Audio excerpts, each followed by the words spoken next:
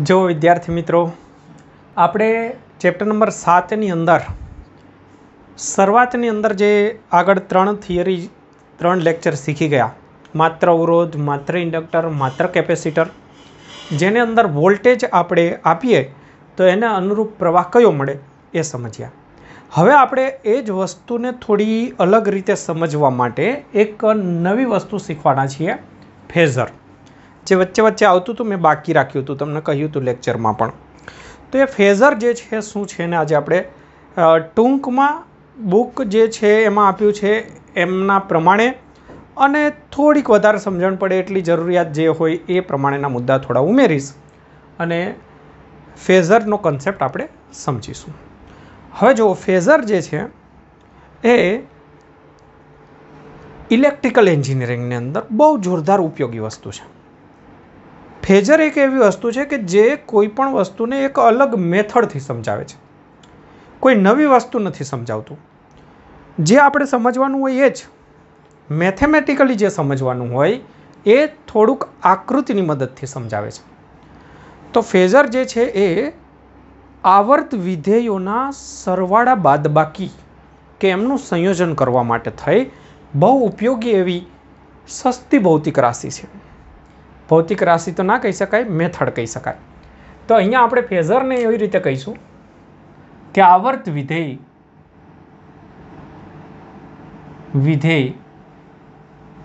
આવર્ત વિધેય એટલે આવર્તની અંદર પણ સાઇન અને કોસાઇન પ્રકારના વિધેય, સાઇન કોસાઇન પ્રકારના વિધેય આપણે લઈશું.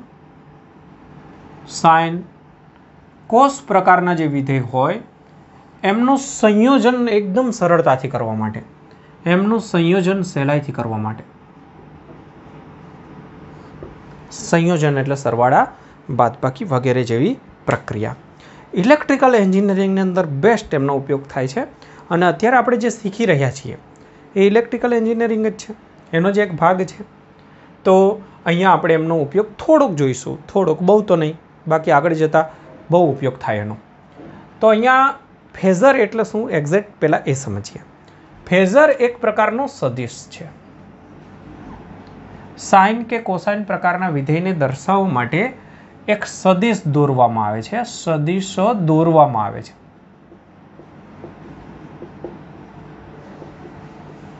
હવે પ્રશ્ન એ થાય કે સદિશ દોરવા માટે બે વસ્તુની જરૂરિયાત રહે. સદિશ, થોડી ઇંક પૂરી લઉં.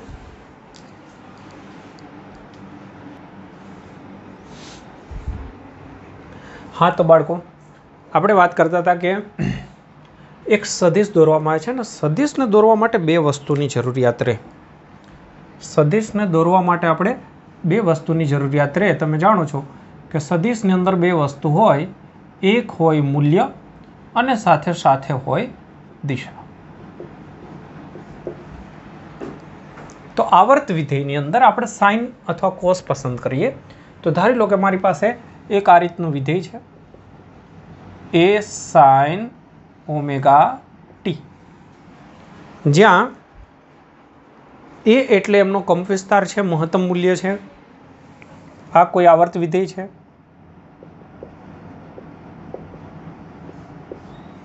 એ એટલોનો કંપ વિસ્તાર, મહત્તમ મૂલ્ય.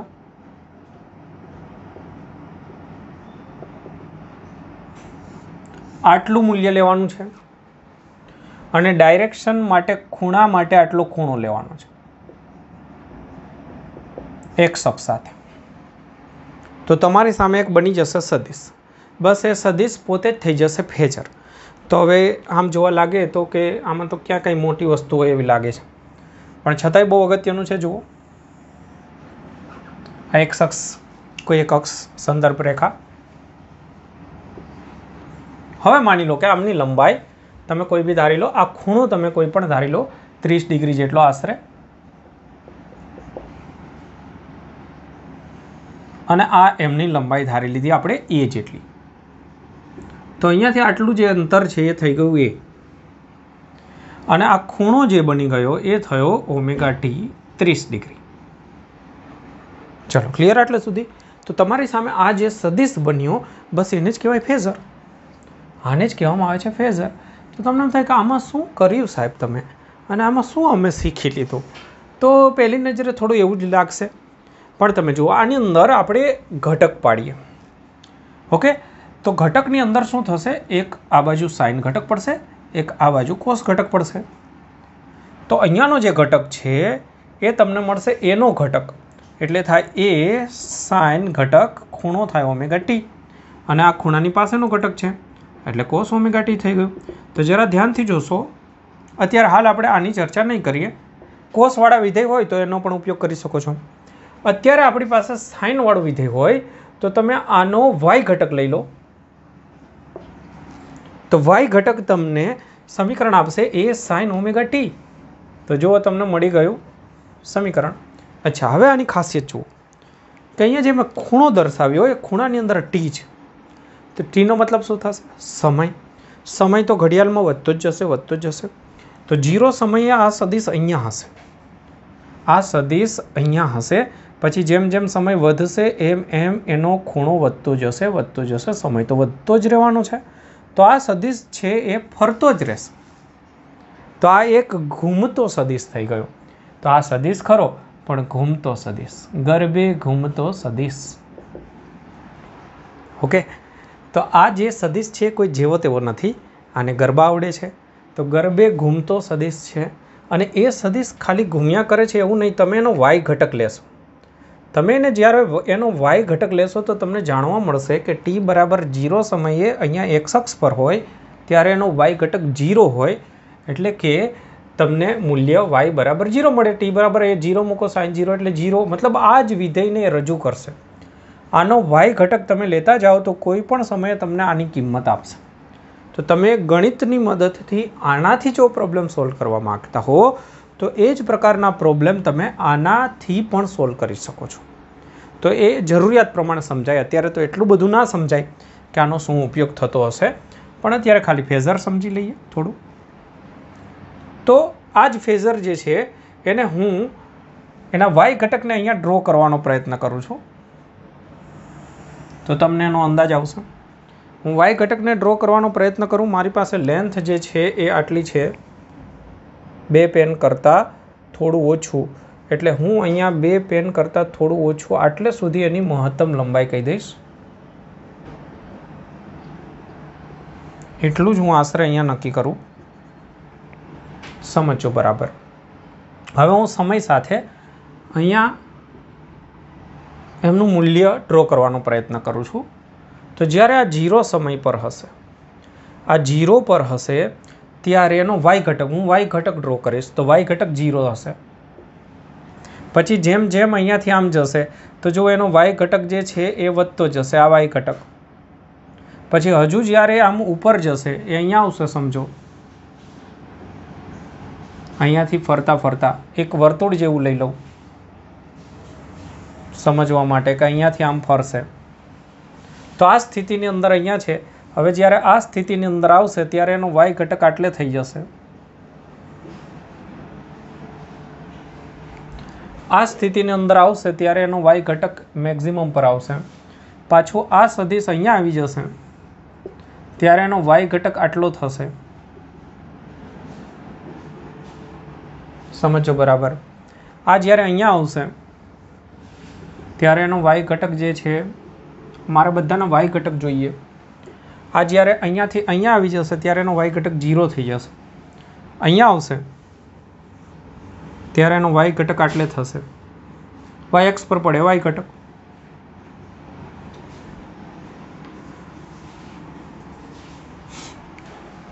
તો મને વાય ઘટક અહીંયા ક્યાંક મળશે. ચલો, તો આ બધી પરિસ્થિતિને સમજવાનો પ્રયત્ન કરીએ. અહીંયા આવશે, આખું ચક્ર એને ફેરવી દેવાનું છે. તો જો હું અહીંયાથી સ્ટાર્ટ કરું છું ત્યારે અહીંયાથી સ્ટાર્ટ થશે 0 સમયે. પછી હું અહીંયા લાવું છું તો આ વખતે ક્યાં હશે? પછી હું અહીંયા લાવું છું તો 90 પર હશે. તો એ સમય થશે એક ચક્રનો ચોથો ભાગ. તો હું જે આખું ચક્ર છે એને 4 ભાગમાં વિભાજિત કરું, આખા પરિભ્રમણને હું એક આવર્તકાળ કહી દઉં તો આટલા સુધીનો સમય મને આવર્તકાળ મળશે. તો આ થશે 3t/4, આ થશે t/2, आ थशे t/4। तो t/4 समय क्या हशे?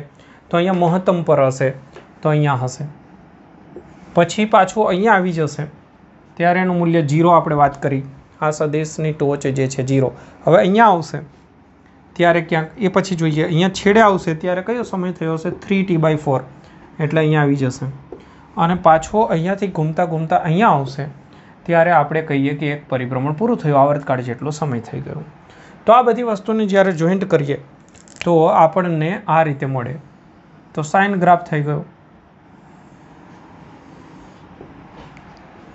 तो तमे जो सीधुं ज आ विधेय आपणे जे दर्शावीए छीए ए ज वस्तु फेजरनी टोच बतावे छे आपणने। तमने एम थाय आ समये सर टी समये, तो टी समये भाई अहींया क्यांक मैच थशे तो ए अहींया हशे। अत्यारे ए अहींया हशे तो ए वखते समय जे छे टी जेटलो थयो हशे।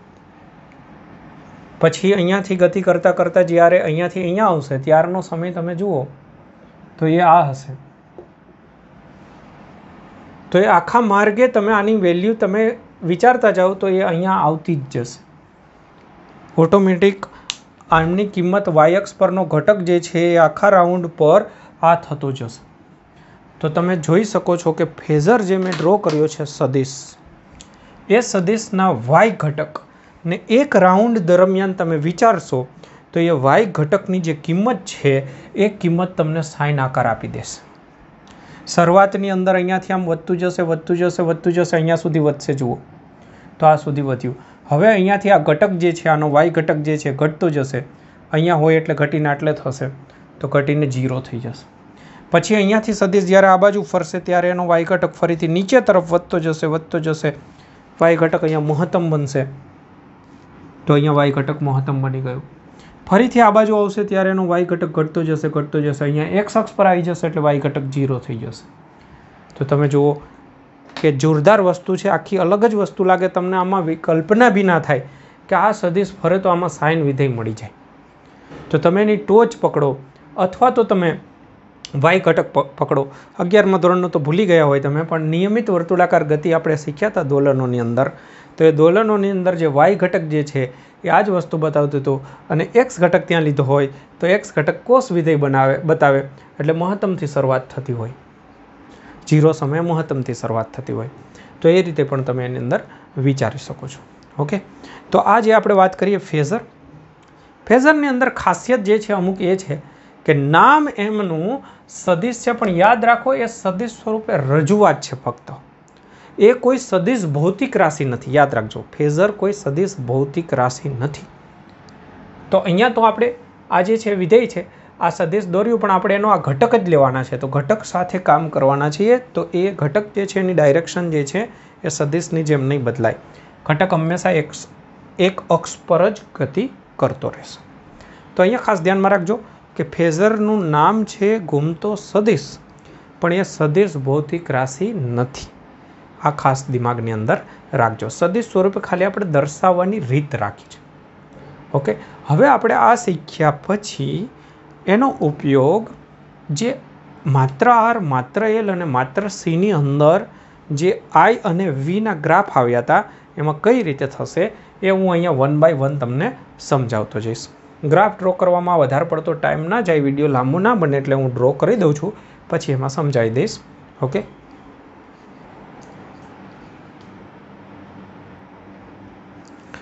જો આખો ગ્રાફ મેં ડ્રો નથી કર્યો જેથી તમને ખબર પડે કે કઈ રીતે ડ્રો કરવાનો છે।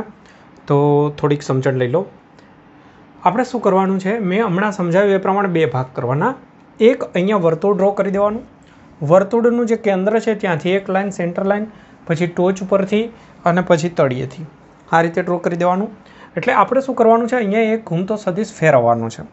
તો એ ફરશે એને અનુરૂપ અહીંયા શું થશે એ સમજવાનું છે।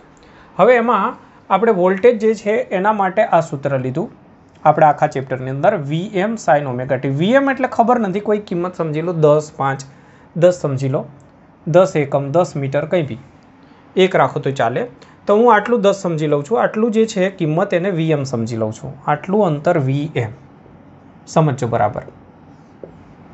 તો મેક્સિમમ મારો સદિશ જે છે અહીંયાથી હું સ્ટાર્ટ કરીશ, આ સદિશ જે છે ફરતા ફરતા ફરતા અહીંયા VM સુધી જશે। તો એ જ રીતે અહીંયા મારી પાસે મહત્તમ કિંમત એનો વાય ઘટક મેક્ઝિમમ વીએમ સુધી જશે. તો આટલું અંતર મારા માટે થઈ ગયું વીએમ. હવે એના અનુરૂપ પ્રવાહ શું મળે છે? તો આઈએમ સાઇન ઓમેગા ટી. માત્ર અવરોધની વાત કરી રહ્યો છું હું. ત્રણ માટે સમજાવીશ. અવરોધ, ઇન્ડક્ટર, કેપેસિટર. પહેલાં હું અવરોધ માટે સમજાવું છું. તો અવરોધનું સૂત્ર આ રીતનું હતું. તો આઈએમ બરાબર વીએમ બાય આર. આરની કિંમત જો ફરીથી તમે 1 લો છો તો વીએમ જ મળશે. આઈએમ બરાબર વીએમ જ મળશે. એટલે બે વસ્તુ સરખી, કોઈ ફરક નહીં, એક જ ગ્રાફ બનશે.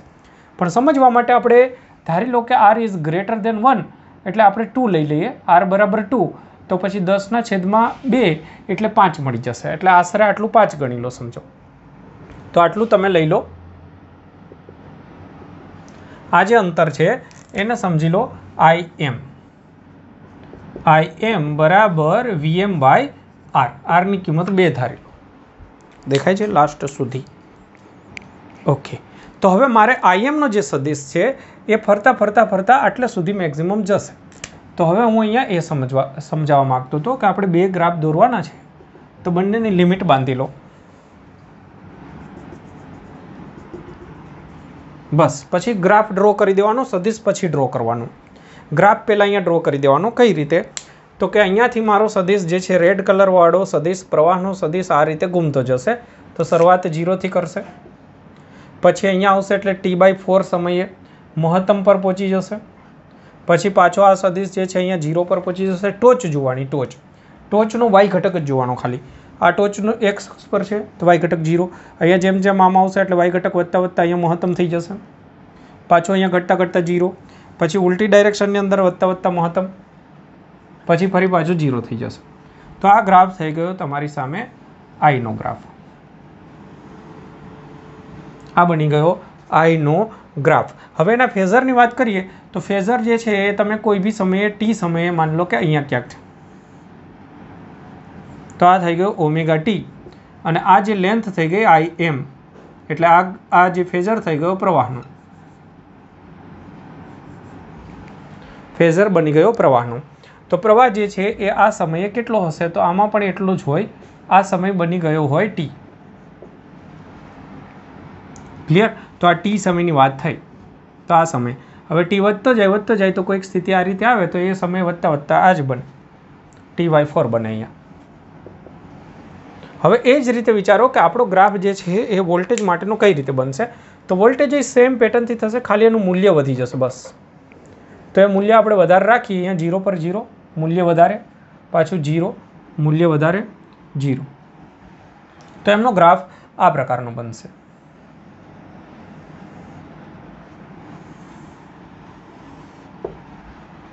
થઈ ગયો? તો અહીંયા તમે જોઈ શકો છો કે આ વખતે અહીંયા બરાબર ધ્યાન દેજો કે ટી સમયે મારો વોલ્ટેજનો ફેઝર ક્યાં હોવો જોઈએ? તો વોલ્ટેજનો ફેઝર અહીંયા ક્યાંક હોવો જોઈએ. હવે હું અહીંયા આવું એટલે તમે ધ્યાનથી જુઓ કે આને હું લંબાઈશ થોડું આપણે ડ્રો કરવામાં આમ તેમ થયું એટલે બાકી આ જ લાઈન પર આવશે. આ જ લાઈન પર એટલા માટે આવશે, બહુ સરળ વસ્તુ છે કે જ્યારે આ સદિશ આ રીતે ઘૂમતો હશે ત્યારે રેડ પેનને તમે આઈ સમજો અને બે જોઈન્ટ થાય એને વી સમજો.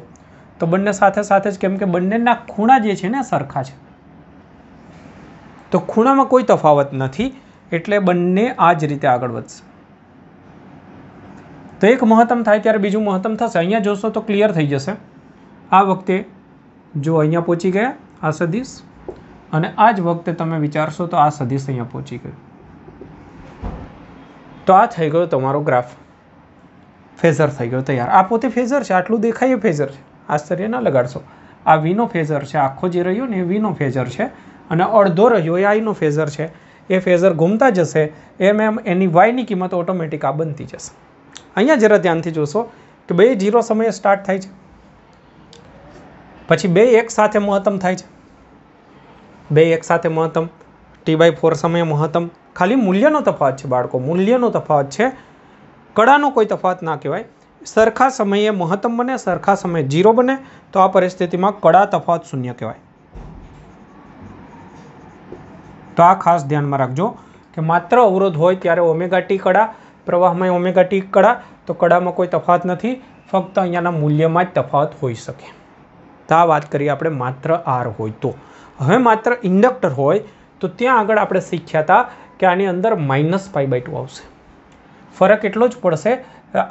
Im બરાબર VM બાય આવશે XL, એટલે XLની કિંમત તમે કંઈ બી ફરીથી ધારી શકો છો 2, એટલે મૂલ્ય આનું આ થઈ જશે. પણ અહીંયા કડા તફાવત આવશે -π/2.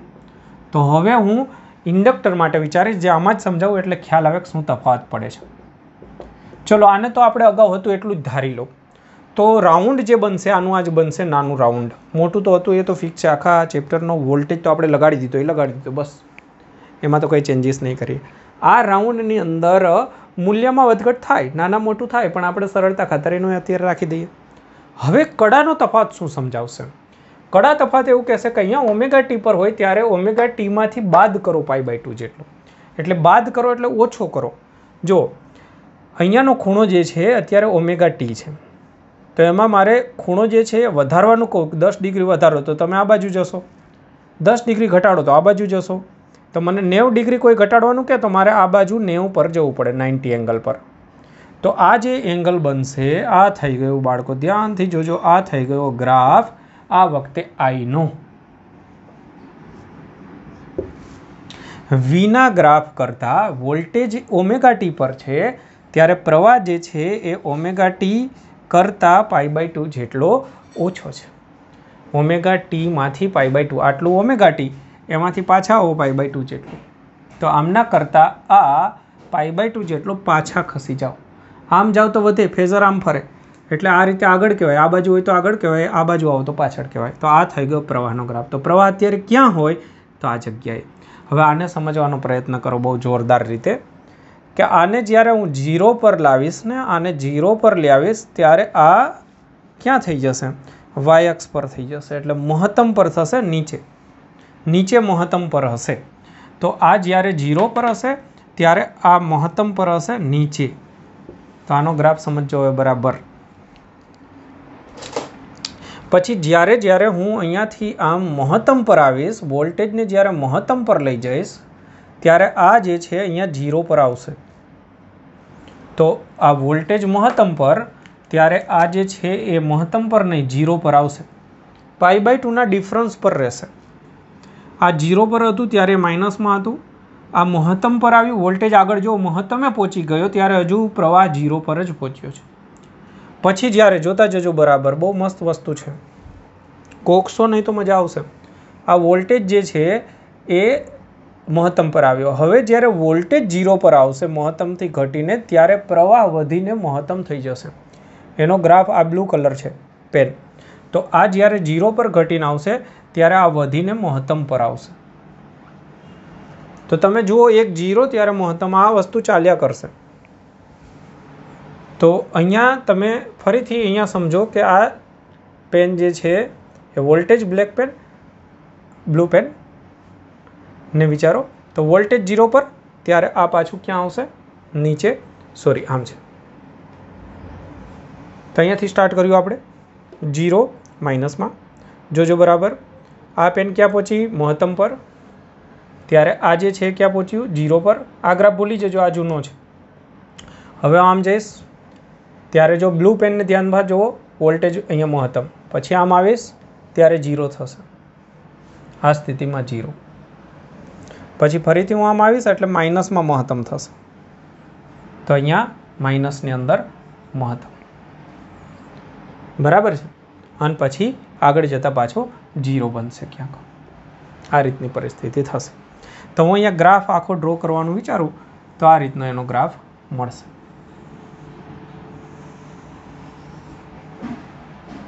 તો તમે ધ્યાનથી જોશો કે આ જે છે એ માત્ર અવરોધ માટે હતું, આ ઇન્ડક્ટર માટે છે.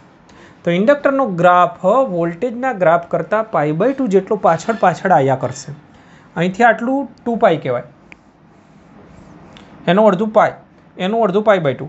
તો જો π/2 જેટલા ડિસ્ટન્સ પછી તમે વિચારશો ને તો વોલ્ટેજ હશે ને એવો પ્રવાહ બની જશે. તો જો અહીંયા વોલ્ટેજ 0, તો π/2 પછી જાઓ તો પ્રવાહ 0.